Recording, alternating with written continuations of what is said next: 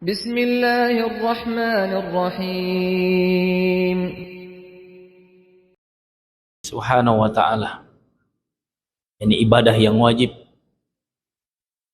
Sehingga barang siapa yang diberikan kemudahan untuk menjaga perintah-perintah Allah, khususnya yang wajib, hendaknya dia memuji Allah Subhanahu wa ta'ala atas kemudahan tersebut.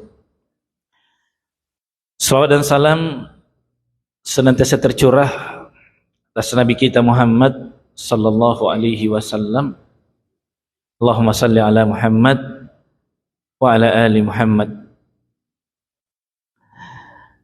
Jamaah salat maghrib yang kami muliakan, kembali kita lanjutkan pembahasan yakni kiat khusyuk dalam salat.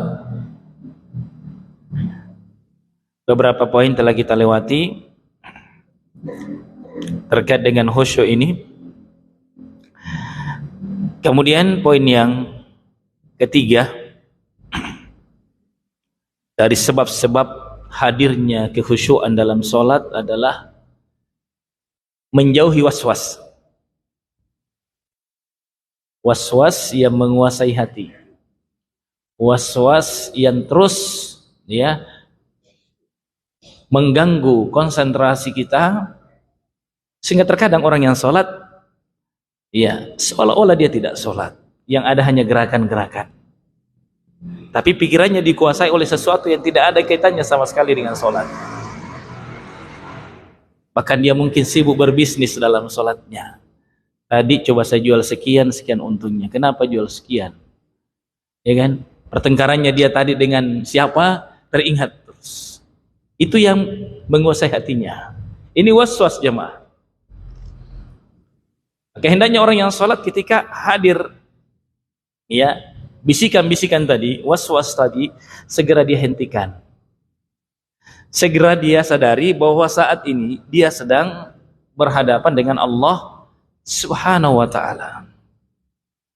Dan waswas ini datang dari beberapa sebab. Yang pertama, ini tabiat jiwa itu sendiri. Sesuatu yang baru saja dia alami, sesuatu yang mengganggu jiwanya, sesuatu yang mendominasi hatinya, itu muncul dalam sholat. Tadi saya sebutkan contohnya, terlalu sibuk tadi ini itu. Nah, makanya orang yang mau sholat menuju ke masjid itu sangat dianjurkan berjalan tenang, konsentrasi, jangan buru-buru, ya kan? Berwudu di rumah. Bahkan sebelum masuk sholat wajib diawali dengan sholat qobliyah. Itu untuk mengkondisikan hati, membantu hati saat masuk di sholat wajib lebih fokus, lebih khusyuk, lebih tenang, lebih bisa hadir kehusyuan. Ya sekalian hormati dan saya muliakan. Kemudian sebab yang kedua, waswas itu muncul dari bisikan syaitan. Memang syaitan luar biasa, dia tidak ingin kita melakukan ibadah asalnya. Kalau ternyata kita tetap melakukan ibadah itu, maka yang dia lakukan adalah mengurangi kadarnya agar tidak sempurna, agar pahalanya tidak full, agar cacat ibadahnya kita, kalaupun tidak batal. Ini kerjanya syaitan. Sebagaimana firman Allah Subhanahu wa taala, min syarril waswasil khannas. Dari kejahatan bisikan syaitan yang biasa bersembunyi. Dan ini diajarkan oleh Nabi sallallahu alaihi wasallam ketika seorang dalam salatnya muncul bisikan-bisikan, dianjurkan dia berpaling ke kiri dan berlindung kepada Allah dari bisikan syaitan tersebut. Bahkan dianjurkan meludah, bukan dengan mengeluarkan ludah, tapi isyarat ludah 3 kali. Seperti itu. Ketika datang waswas. Nah, jangankan kita, Rasul sallallahu alaihi wasallam pun terkadang muncul hal-hal yang mengganggu dalam ibadah sholatnya. Maka sekali lagi, orang yang sholat itu sibuk menjaga hatinya, jangan sampai dikuasai oleh pikiran-pikiran waswas yang sama sekali tidak ada hubungannya dengan sholat, bahkan bisa merusaknya. Jamaah sekalian saya hormati dan saya muliakan. Kemudian selanjutnya Kita masuk pada contoh kasus orang yang was-was. Anda akan jumpai, melihat orang yang was-was itu ketika takbiratul ihram. Mulai di situ. Ya. Mulai setan muncul sebelum takbiratul ihram. Allah, tidak jadi. Turun lagi tangannya. Setengah mati dia. Terus dia seolah-olah ini belum jadi nih. Ya, belum sampai. Imamnya sudah hampir selesai Fatihahnya, belum takbiratul ihram juga. Ini pengaruh was-was. Ini pengaruh was-was yang kadang tidak disadari oleh orang-orangnya, ya. Orang yang sedang melakukan ibadah. Padahal dia sedang diganggu. Nah, padahal dia sedang diganggu. Was-was yang lain, ya, bisikan-bisikan yang lain ketika sudah sholat, ya. Dan ini pengaruh dari was-was sampai kita lupa. Ini berapa rakaat sudah? 3, 2, 1 dan seterusnya. Ini pengaruh was-was. Nah, kalau sudah muncul seperti ini, sudah was-was muncul, ini hitungannya 2 atau 3. Misalnya, bagaimana menutupi was-was ini? Dihitung berapa? Dianggap 2, dihitung 2. Nah, karena tidak masalah lebih daripada kurang. Nih ada kasus-kasus, saya pernah dengar beberapa kasus dari orang yang berbeda, ya. Dia mengimami sholat, pas selesai dibisikin, Pak Imam kurang 1. Ya, sepakat jamaah kurang 1. Imamnya ajak debat, enggak, cukup tadi. Ya. Akhirnya apa terjadi? Imamnya tidak sholat. Saya tanya dulu, kalau kondisinya seperti ini, anggaplah maghrib tadi atau isya, ternyata rakaatnya cuma 3. Salam. Apakah sholatnya diulang atau dibiarkan begitu saja cukup sujud sahwi atau ditambah? Ya. Yang mana? Diulang? Sujud sahwi saja atau ditambah? Jangan Pak, di belakang ada tadi yang jawab sahwi, betul. Sahwi saja cukup? Ya. Sahwi saja cukup? Ah, 1 jawaban pertama, sahwi sudah cukup. Nah, yang kedua? Ya. Tambah 1 saja atau diulang sholatnya? Jawaban kedua tambah 1 supaya genap. Ada jawaban ketiga? Diulang sekalian dari awal? Gimana Mas Safa? Tambah 1 tambah sujud sahwi, benar. Jadi tidak cukup dengan sujud sahwi karena ada sekian rukun yang ditinggalkan. Dalam 1 rakaat satu saja rukun tertinggal dianggap batal 1 rakaat. Apalagi 1 rakaat hilang. Maka yang benar ditambah 1 walaupun sudah bicara, ya kan? Imamnya segera berdiri, diikuti oleh imamnya, tambah 1 rakaat. Lalu sujud sahwi. Ini pengaruh was-was semua. Dan hampir semua kita mengalami itu, pernah mengalami itu. Nah, pengaruh was-was, kerjaan setan. Ya sekalian, hormati dan saya muliakan. Baik, itu yang ya. Kemudian sebab yang keempat, ya, agar menambah kekhusyuan kita dalam sholat, menirukan ucapan muadzin, menjawab bacaan muadzin. Karena azan itu panggilan. Dari situ memulainya. Jawab panggilan itu. Kalimat per kalimat dijawab. Hadirkan hati. Nah, ini akan menambah kekhusyuan seseorang dalam salatnya. Nah, Ibnu Qayyim al-Jauziyah rahimahullah taala menjelaskan bahwa setidaknya ada 5 amalan yang mestinya diamalkan ketika mendengar azan. 5 amalan. Kita ini kan biasa biarkan berlalu begitu saja. Bahkan azan kita cerita. Bahkan sudah di masjid, saya sudah sebentar taklim selesai, azan berkumandang, kebanyakannya kita cerita. Syekh bin Baz rahimahullah taala dalam satu kesempatan, ini ceritanya Syekh Abdul Razak, Profesor Dr. Syekh Abdul Razak, dia cerita. Kalau bukan Syekh Utsaimin, Syekh bin Baz rahimahullah taala, dia duduk di sampingnya sebentar azan berkumandang, dia bertanya. Pertanyaan agama. Kata Syekh, diam. Jawab azan. Ya. Karena amalan yang paling afdol adalah amalan yang dikerjakan pada waktunya. Itu amalan paling afdol. Mengaji bagus, tapi ketika terdengar azan, mana yang afdol? Mengaji atau jawab azan? Jawab azan. Makanya orang yang sedang masuk masjid ada azan berkumandang, apa yang diamalkan? Salat sunat atau dengar azan? Dengar azan dulu, karena itu amal yang paling afdol, yang tepat pada waktunya. Kecuali hari Jumat. Kecuali hari Jumat. Khatib sudah di mimbar, masuk di masjid. Mana yang dahulukan? Menjawab azan atau salat sunat? Salat sunat. Kenapa salat sunat? Karena mendengar khutbah wajib. Menjawab azan hukumnya sunnah. Maka Anda salat sunat tanpa menanti segera atau selesainya azan. Seperti fikihnya. Ya. Mana yang paling berat kebaikannya, paling besar keutamaannya, itu yang dikejar. Itulah orang yang cerdas.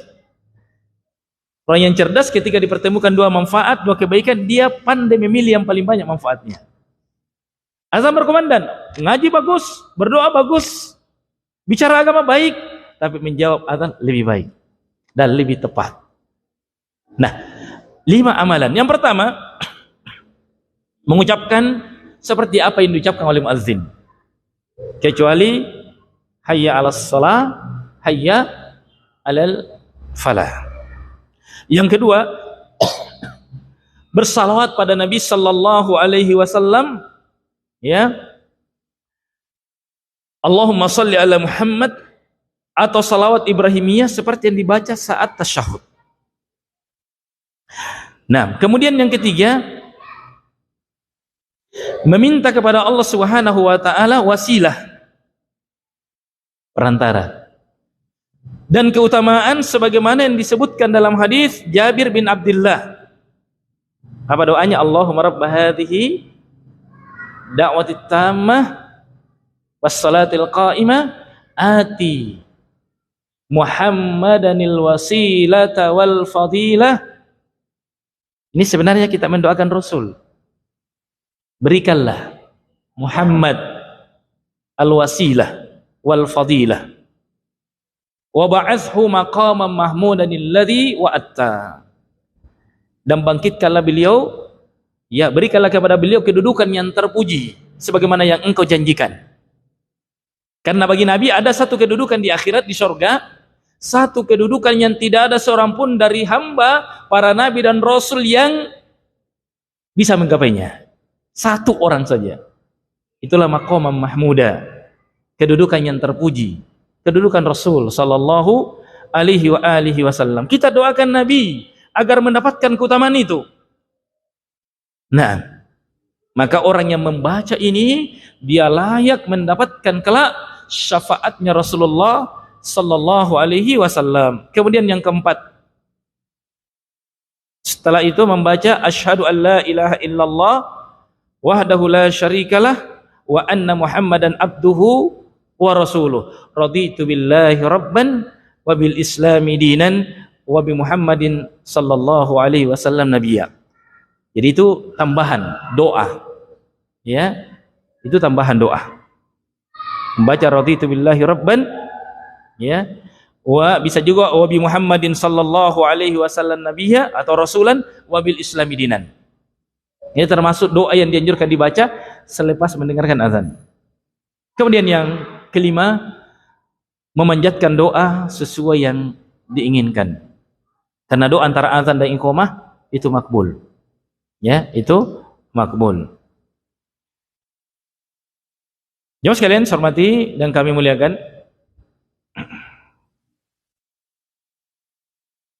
adapun keutamaan dari doa-doa yang disebutkan tadi datang dalam sejumlah riwayat. Di antaranya adalah hadis riwayat Muslim dari sahabat Abdullah bin Amr bin As. Dia berkata bahwa ia mendengar Rasulullah sallallahu alaihi wasallam bersabda, jika kalian mendengar muazzin maka ucapkanlah seperti apa yang diucapkan oleh muadzin. Ini datang dalam bentuk perintah, artinya hukumnya sunnah. Jadi baca seperti yang kamu dengar dari muadzin. Jangan melakukan aktivitas yang lain. Kemudian bersalawatlah untukku. Tidak anjurkan bersalawat kepada Nabi, ya, amalan kedua. Karena siapa yang bersalawat kepada aku sekali, maka Allah akan bersalawat kepadanya 10 kali. Nah, kemudian mintalah wasilah pada Allah untukku. Nah, karena wasilah itu adalah tempat di surga yang hanya diperuntukkan bagi hamba Allah, dan aku berharap akulah yang mendapatkannya. Dan itu hanya satu kedudukan. Dia menunjukkan ketawaduan Rasulullah. Dia sebut bahwasanya wasilah itu ditempatkan, yang ada di surga hanya diperuntukkan bagi hamba Allah satu orang saja. Dan saya berharap sayalah orangnya. Sesuatu yang sudah pasti bagi Nabi, tapi dia tetap berharap mudah-mudahan saya. Mudah-mudahan saya, kasihan.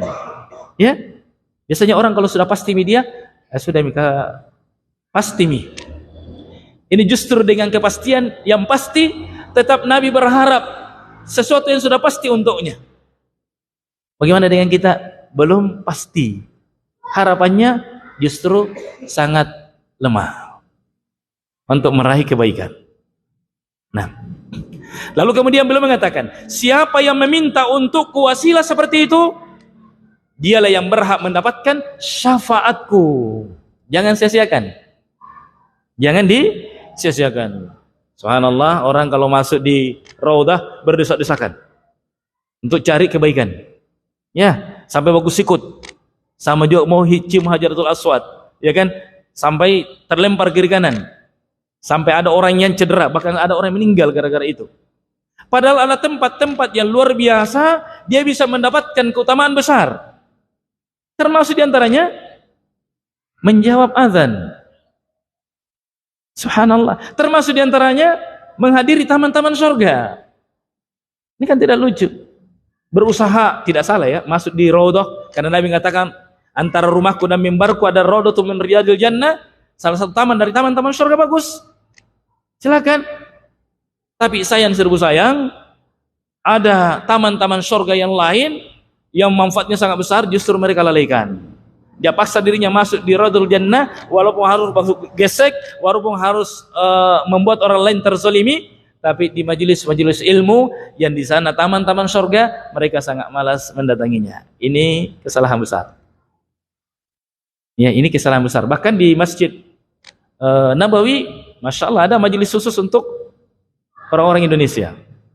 Ya, ada, disiapkan oleh pemerintah Arab Saudi yang punya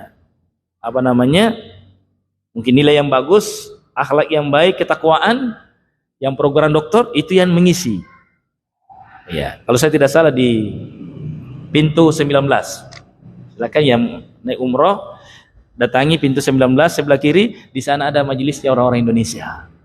Justru banyak yang tidak hadir. Padahal sudah berada di Masjid Nabawi, di taman-taman surga. Ini kekeliruan dalam memahami mencari berkah dan syafaat. Barakallahu fikum.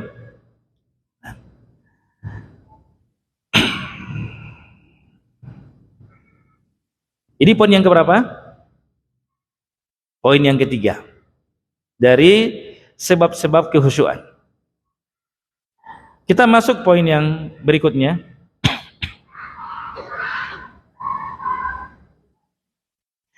Kiat yang keempat sekarang.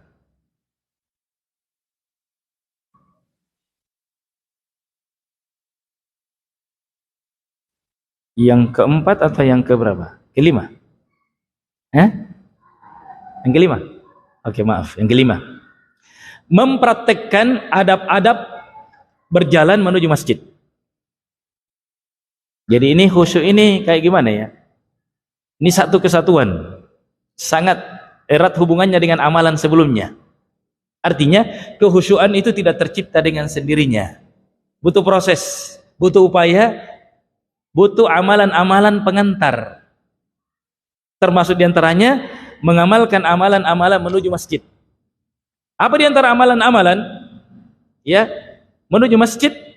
Ini ada beberapa adab yang kita sampaikan. Yang pertama, pergi dalam keadaan berwudu dari rumah. Ini banyak entahnya ada orang sengaja nanti di masjid baru berwudu. Bahkan di masjid baru cuci muka. Padahal dia tidak terlambat. Ya, dia tidak terlambat. Mungkin sudah jadi kebiasaan di masjidnya berwudu. Padahal yang utama, yang afdal berwudu memang di rumah ya, berwudu di rumah. Apa keutamaannya? Dalam hadis riwayat Muslim dari Abu Hurairah radhiyallahu an, Rasulullah sallallahu alaihi wasallam bersabda, "Man tatahhara fi baitihi." Barang siapa yang bersuci di rumahnya, "Tsumma masya ila baitin min buyutillah." Kemudian dia berjalan ke rumah dari salah satu rumah dari rumah-rumah Allah Subhanahu wa taala, liyaqdi faridatan min faraidillah, dalam rangka melaksanakan ya kewajiban dari kewajiban Allah, yakni melaksanakan salat. Kanat ya khatwatahu ihdahuma takhuttu khati'atan wal ukhra tarfa'u darajatan. Maka ketika dia berjalan ke masjid ini, langkah-langkahnya, langkah kanannya, kaki kanannya menggugurkan satu dosa. Langkah kakinya yang lain mengangkat derajatnya. Jadi semakin banyak langkahnya, semakin banyak kebaikannya. Tapi syaratnya apa? Berwudu di rumah. Kalau tidak berwudu berarti tidak kena. Tidak dapat keutamaan. Ya? Kenapa? Naik motor. Ya, boleh juga. Kena juga. Berjalan motornya. Ya kan? Dan itu boleh, apalagi kalau jauh rumahnya. Gak apa-apa. Jauh rumahnya, kalau dia jalan kayaknya bisa masbuk, maka naik motor lebih utama. Bahkan kalau memberatkan dirinya, kalau jangan kalip, maka naik motor lebih bagus. Ya, sebagaimana disebutkan oleh Syekh Utsaimin rahimahullah ketika menjelaskan orang yang menuju tanah haram berhaji, mana yang lebih afdal? Naik kapal laut, jalan kaki, naik onta atau naik pesawat? Kata beliau, yang paling afdal adalah yang paling mudah. Sebagaimana riwayat dari Aisyah radhiyallahu anha, Rasul sallallahu alaihi wasallam kalau diberi dua pilihan dan sama-sama boleh, beliau pilih yang paling mudah. Karena agama ini mudah, bukan untuk menyusahkan orang. Ada mobil sengaja jalan kaki sampai di Mamuju. Katanya supaya bisa banyak pahalanya. Padahal ada mobil. Mau pergi berdakwah, safari dakwah di Mamuju jalan kaki katanya. Supaya lebih banyak pahalanya. Keliru. Jadi jamaah jalan kaki. Ya, jamaah dari Babul Khair misalnya. Jangan. Ada pesawat lebih bagus kalau ada. Kecuali memang tidak mampu, ya sudah. Apa yang kita mampu? Seperti itu ya. Maka walaupun dia naik motor, tetap dapat keutamaan. Tapi kalau dekat dari masjid, jangan sedikit-sedikit motor. Jalan kaki juga bagus. Ya. Oh, banyak tesabi katanya. Dan Rasul sallallahu alaihi wasallam setiap hari Sabtu itu sengaja beliau jalan kaki dari rumahnya ke Masjid Kuba sekali sepekan. Jalan kaki. Kadang jalan kaki, kadang naik onta. Dan bagus kalau sekali-sekali tidak pakai sandal. Benar ini. Maka ada riwayat mengatakan kami diperintah oleh Nabi jalan kaki tidak pakai sandal sekali-sekali. Sekali-sekali. Ya, seperti itu. Tapi kalau ke hotel jangan, nanti salah paham. Ini bahaya nih, ajaran apa ini? Tidak pakai sandal. Terus sekalian, jadi lihat kondisinya. Seperti itu, agama ini mudah sekali. Inna hadzal din yusr. Agama ini mudah. Wala yushaddad dina illa ghalaba. Tidak ada yang menjadikan agama sulit kecuali dia akan kalah. Jangan dipersulit. Agama ini mudah. Ya. Ada sebagian atau sekelompok sahabat datang kepada Rasul sallallahu alaihi wasallam, "Ya Rasulullah, kami ingin pindah rumah dekat masjid." Si banyak kosong di waktu itu. Kami ingin dekat ke masjid ya Rasul. Supaya apa? Dekat dengan masjid. Kata Nabi, "Jangan. Tetap di tempat kamu. Karena tidaklah langkah langkahmu ke masjid kecuali mengangkat derajat dan menggugurkan dosa. Maka ada sebagian sahabat ketika berjalan ke masjid, langkahnya dipendek-pendekkan. Utama mereka luar biasa. Tapi kalau dipendek-pendekkan langkah lalu kemudian masbuk, jangan. Tapi jangan juga lari ke masjid. Ini pernah ada saya jumpai jamaah, benar ini, saya diskusi dengan orangnya, kan lari ke masjid. Benar, lari-lari kecil. Saya tanya, Pak, kenapa lari-lari ke masjid? Dia bilang, Allah bilang, fafirlu ila rabbikum, berlari kalian kepada Rabb kalian. Dia pakai ayat pula. Benar, saya diskusi dengan dia. Setiap ke masjid lari, setiap ke masjid lari. Tapi tidak lari kencang, lari seperti orang sa'i, seperti orang ramal itu, lari-lari kecil. Kenapa pakai lari, Haji Mi? Kenapa pakai lari, Pak Haji? Iya, Allah bilang, fafirru ila rabbikum, berlarilah kalian kepada Rabb kalian. Dan tidak begitu, Bapak. Kamu itu maksudnya bersegera kepada Rabb kalian. Ya kan? Ketika datang panggilannya jangan tunda. Bukan lari. Justru dilarang lari-lari. Justru dilarang buru-buru. Ketika terdengar azan, bahkan sudah qomat. Saya tanya dulu, Pak. Sudah qomat. Kalau Bapak lari kencang, tidak masbuk. Tapi kalau Bapak jalan pelan, masbuk. Mana Anda pilih? Lari atau jalan pelan? Jalan pelan. Pertama itu petunjuk Rasul. Yang kedua, kalau lari ke poso masuk saf, ngos-ngosan. Tidak bisa khusyuk. Jelas? Berikutnya lebih bagus lagi, jangan masbuk. Cepat-cepat, ya kan? Itu lebih tepat. Nah, kemudian yang berikutnya, di antara sebab kehusyuan adalah menjauhkan diri dari bau yang tidak enak. Ya, baik yang ada pada mulut maupun yang lainnya. Dihindari bau-bau yang tidak sedap. Ya, Rasul sallallahu alaihi wasallam pernah bersabda dalam hadis riwayat Bukhari Muslim dari sahabat Ibnu Umar radhiyallahu taala anhuma, "Man akala min hadhihi syajarah yakni as-saum." Ya, as-sum. Barang siapa yang memakan pohon ini, yang dimaksud di sini adalah bawang, ya, fala yaqrabanna masjidana. Jangan dekat-dekat dengan masjid kami. Orang yang baru saja makan apa yang biasa itu yang ada acar-acar ya? Acar-acar ada bawang mentahnya. Bau mentah. Bawang mentah ini dilarang oleh Nabi dekat-dekat. Bersihkan dulu. Sama orang yang baru makan pete. Dan yang semisal dengannya. Ada bau apa yang lebih buruk daripada bawang? Ya. Apa ya? Durian tidak, itu harum, Pak. Bahkan ada parfum aroma durian. Enggak masalah. Rokok apalagi? Itu yang saya mau bilang sebenarnya. Tapi Bapak sudah jawab. Iya, Pak. Yang jadi masalah sudah buka puasa, sandar-sandar selesai satu batang dulu, baru masuk masjid. Jangan. Gosok gigi selesai, jangan sentuh rokok. Bagi para perokok yang belum bisa berhenti merokok. Benar ya? Pas bernapas, tercium ke kanan dan ke kiri, bau rokok.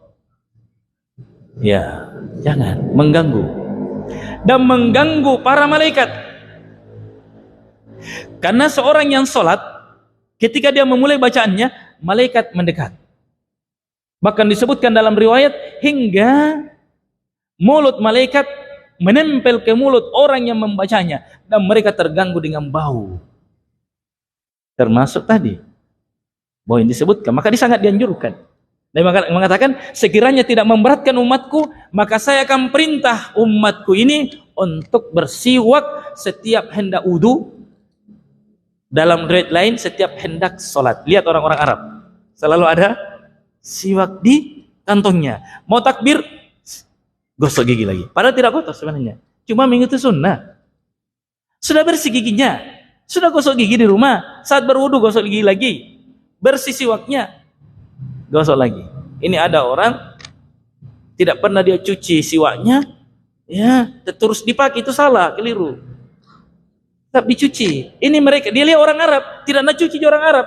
Memang giginya sudah bersih, siwaknya juga sudah bersih. Hanya mereka mau istifadah, mau faidah. Karena mengatakan sekiranya tidak memberatkan umatku, saya akan perintah mereka untuk bersiwak setiap hendak sholat. Mereka amalkan. Bukan karena kotor mereka gosok gigi, tapi mencari keutamaan. Kalau sedang kotor pakai air tentunya, ya kan? 3 hari tidak gosok gigi, tidak pakai air, jangan. Sekalinya, ini mengganggu ikhwan. Biar hebat bagaimana imannya kalau kanan kiri, depan belakang bau, tidak bisa, susah khusyuk. Pasti mengganggu. Itu penting.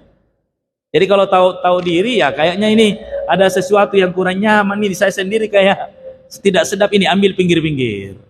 Jangan cari di tengah.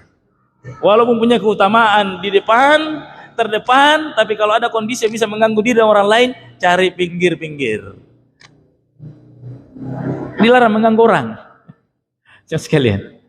Sampai Nabi katakan tadi, siapa yang baru saja makan bawang, jangan dekati sholat atau masjid kan. Kemudian selanjutnya yang ketiga, dari amalan-amalan menuju ke masjid, bagi pria dianjurkan untuk memperbagus diri dan dianjurkan menggunakan wewangian. Tadi mau rasa durian, kalau gitu makan durian aja Ustaz, supaya rasa durian nanti. Subhanallah. So tadi ditanyakan, bau durian boleh, bau nenas, macam-macam aroma parfum sekarang. Nah, sebagaimana disebutkan dalam ayat, ya bani Adam, wahai anak cucu Adam, khudzu zinatakum inda kulli masjidin. Wahai bani Adam, pakailah pakaianmu yang indah di setiap memasuki masjid. Ini etika. Allah Maha baik. Innallaha ta'ala thayyib, la yaqbalu illa thayyiban. Tidak menerima kecuali yang baik. Masa kalau ke pesta semua parfum yang mahalnya diambil, yang harga ratusan ribu dipakai, ya kan? Baju-baju mewah dipasang, semuanya serba bagus.